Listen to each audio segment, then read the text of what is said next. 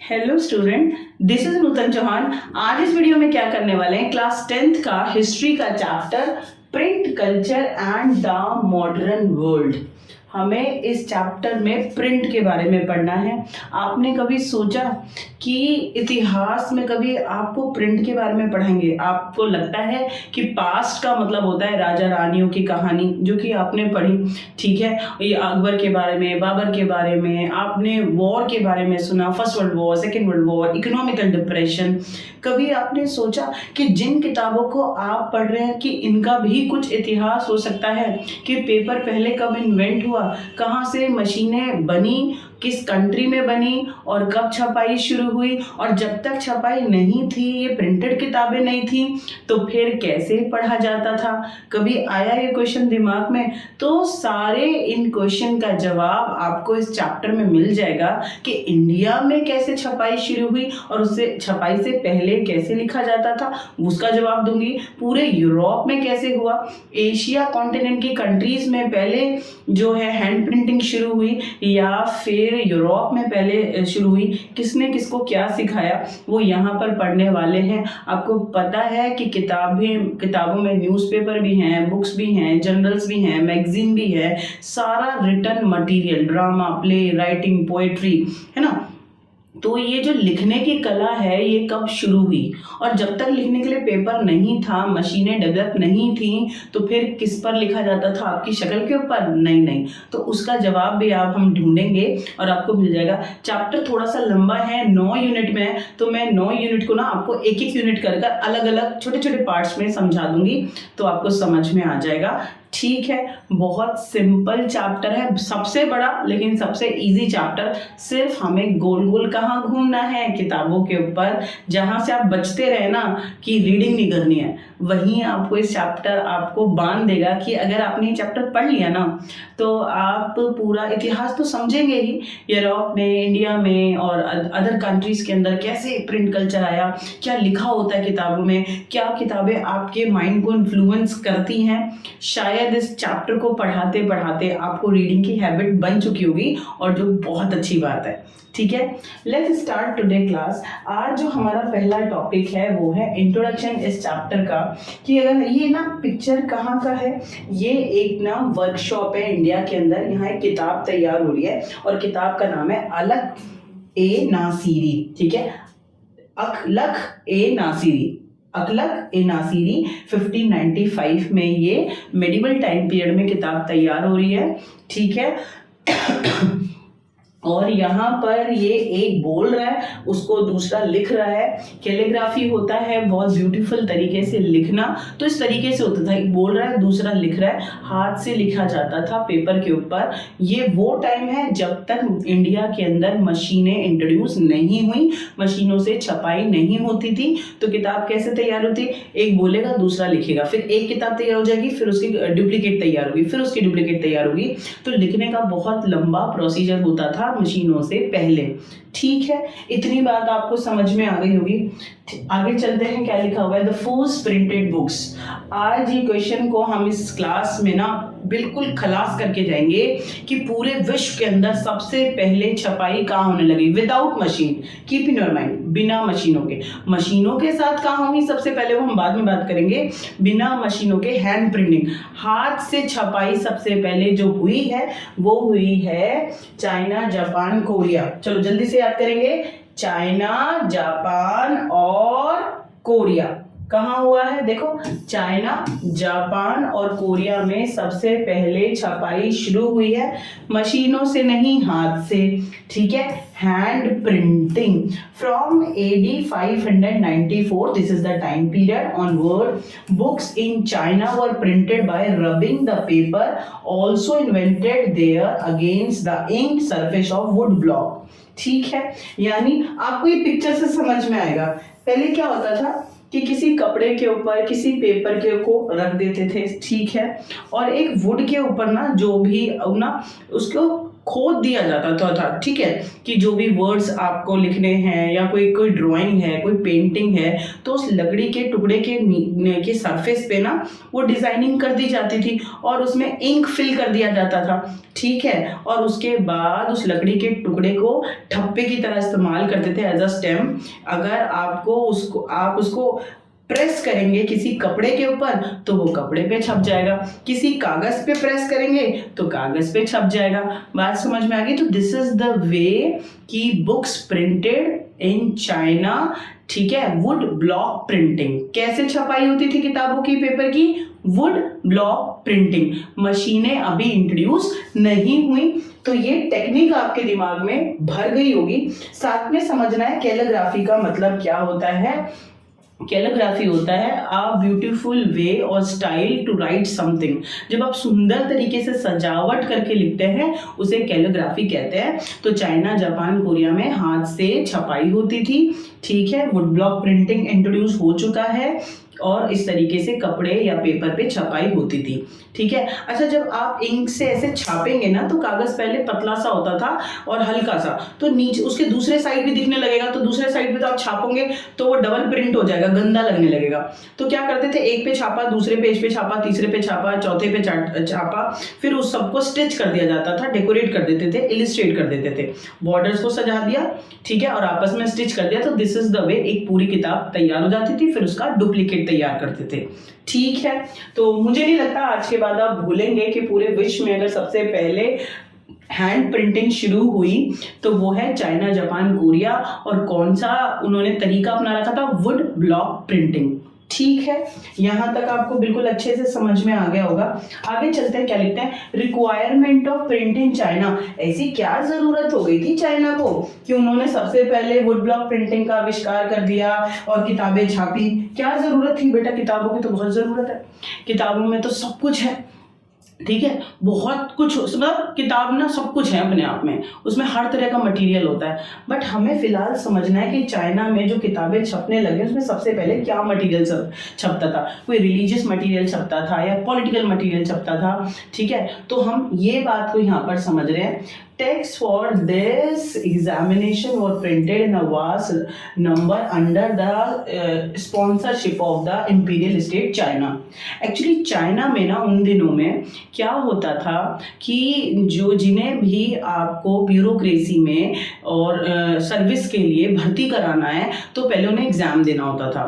तो जो चाइना की गवर्नमेंट है वो क्या करती थी, खुद स्पॉन्सर करती थी, खुद पैसे लगाती थी और किताबें छापती थी, कॉम्पिटिटिव किताबें, कि स्टूडेंट उसको पढ़ेंगे, पास होंगे, एग्जाम देंगे, उसके बाद उन्हें भर्ती मिलेगी, रिक्रूटमेंट उनका होगा।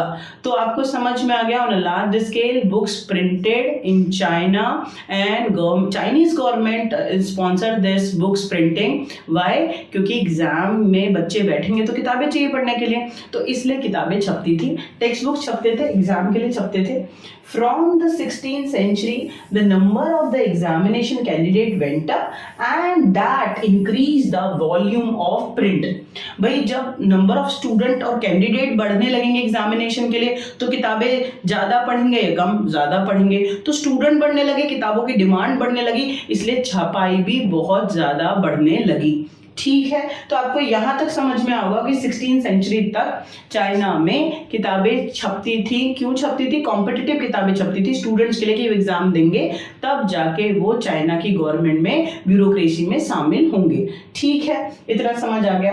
Bye the 17th century as urban culture boomed in China, China में ना शहरीकरण, बूम्ड इट मीन्स लगातार नए नए शहर बनने लगे। 16th सेंचुरी में तो स्टूडेंट्स की डिमांड बढ़ रही है, उनको पेपर देना, that's why they need competitive books, इसलिए छप रहा था। लेकिन 17th सेंचुरी में शहर बनने लगे और शहरों की जो आबादी है, चाहे वो कौन कौन है, स्कॉलर है, पढ़े लिखे लोग हैं, ऑफिशियल्स हैं, और सिर्फ वही नहीं, मर्चेंट, व्यापारी, उनके लिए उनकी डिमांड बढ़ने लगी किताबों की। व्यापारियों को किताबों की क्या जरूरत पड़ेगी? हाँ, वो तो व्यापार करते हैं, एक्सपोर्ट इंपोर्ट करते हैं, सेल परचेज करते हैं, कितना लॉस हुआ, कितना फायदा हुआ लिखेंगे या नहीं, बही खाता, अकाउंट की जरूरत पड़ेगी या नहीं पड़ेगी। तो जो शहरों में मर्चेंट थे और या फिर स्कॉलर्स हैं, ऑफिशियल्स हैं, सबको बहुत ज़्यादा किताबों की डिमांड बढ़ने लगी, इसलिए छपाई बढ़ने लगी।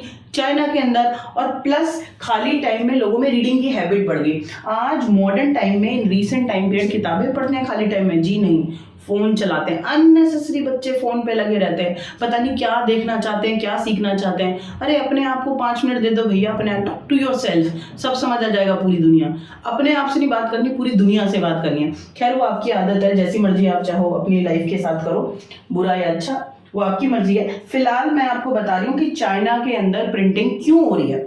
ठीक है, क्यों हो रही है? पहले एग्जाम के पर्पस के लिए कॉम्पिटिटिव किताबें छप रही है, और 17वीं सेंचुरी में जब चाइना में शहर बन गए हैं तो उन शहरों में एक इम्पॉर्टेंट इंफॉर्मेशन, अगर आपको 9th और 10th क्लास के सोशल साइंस के नोट्स चाहिए, या आपको 11th और 12th क्लास के हिस्ट्री ऑफ पॉलिटिकल साइंस के नोट्स चाहिए, तो फिर आप मेरे नॉलेज हब ऐप को ज्वाइन कर सकते हैं, या आप मेरे टेलीग्राम लिंक को ज्वाइन कर सकते हैं। दोनों आपको डिस्क्रिप्शन बॉक्स में मिल जाएगा लिंक। आप यहाँ से इजी लैंग्वेज में बहुत अच्छे से एक्सप्लेनेशन है नोट्स में, आप पढ़ सकते हैं। तो आपकी जो स्टडी का जो पूरा रास्ता है वो बहुत आसान होने वाला है।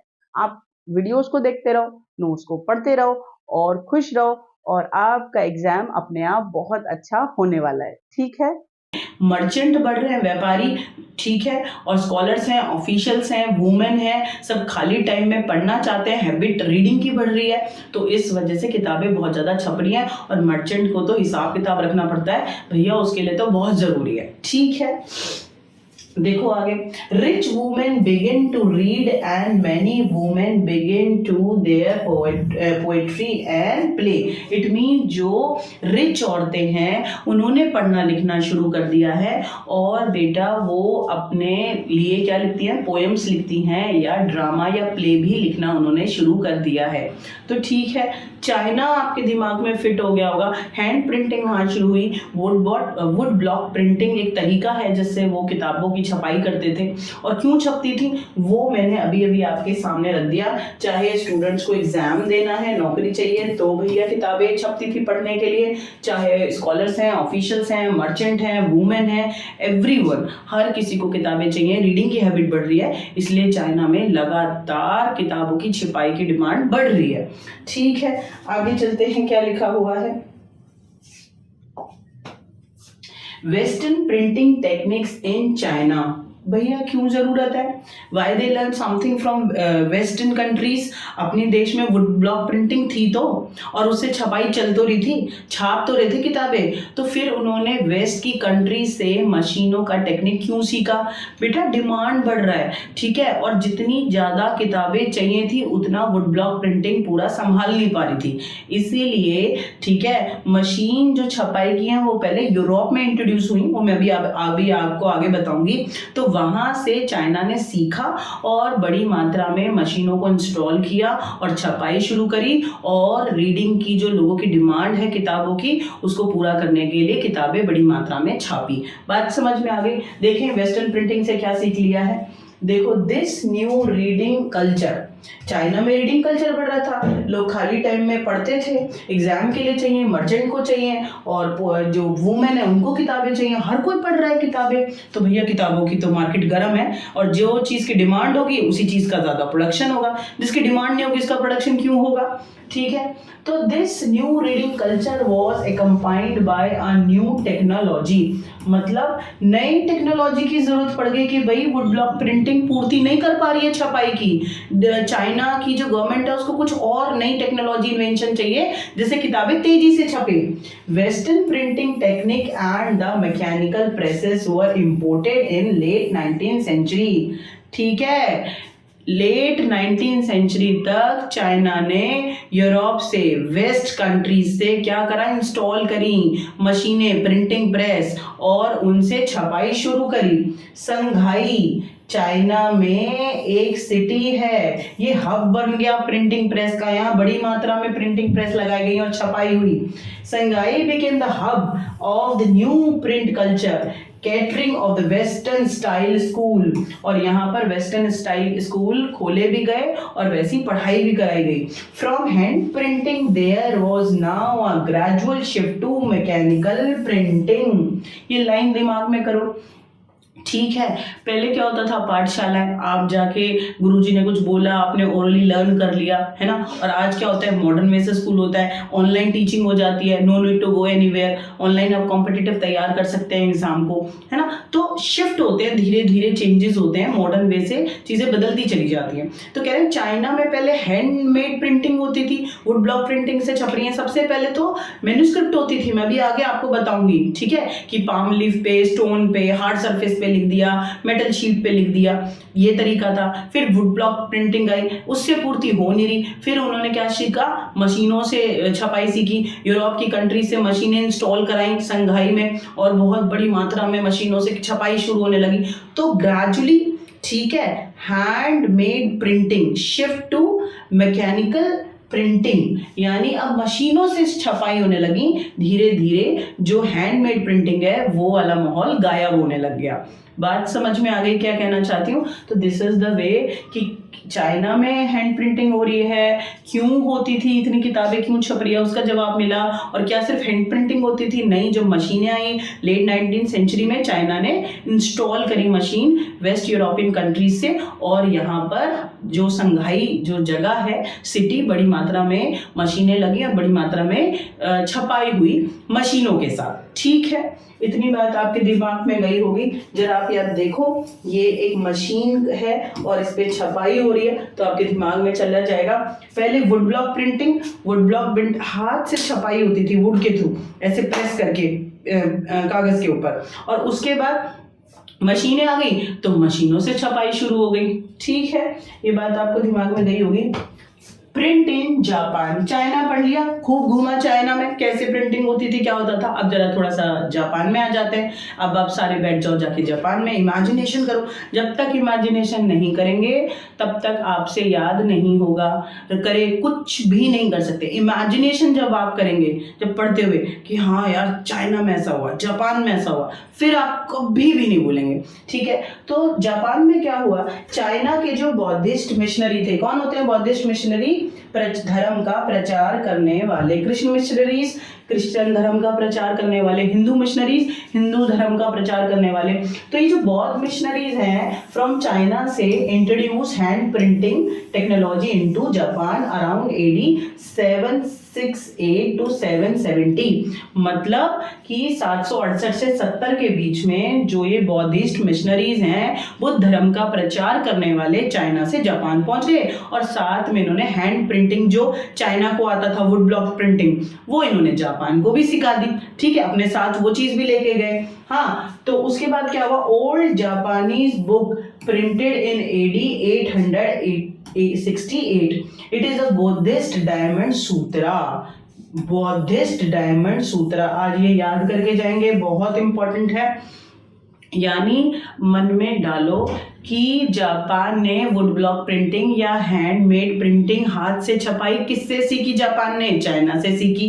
कैसे सीखी? जो चाइना के बौद्ध धर्म के प्रचारक थे, बौद्ध मिशनरीज, वो चले गए जापान में और उन्होंने ये हैंडमेड प्रिंटिंग, जापान को ये टेक्नोलॉजी सिखा दी। और फिर जापान में जो सबसे पुरानी हैंडमेड प्रिंटिंग से जो किताब बनी है, नाम है बौद्धिस्ट डायमंड सूत्रा। क्या नाम है? बौद्धिस्ट डायमंड सूत्रा। ठीक है, इस किताब में बौद्ध धर्म से रिलेटेड टीचिंग्स और उनके बारे में लिखा हुआ है। ठीक है, containing 6 sheets of text and would cut illustration, मतलब बहुत ब्यूटीफुल तरीके से इसको डेकोरेट किया गया है और वुड ब्लॉक प्रिंटिंग के थ्रू इसकी छपाई हुई है। ठीक है,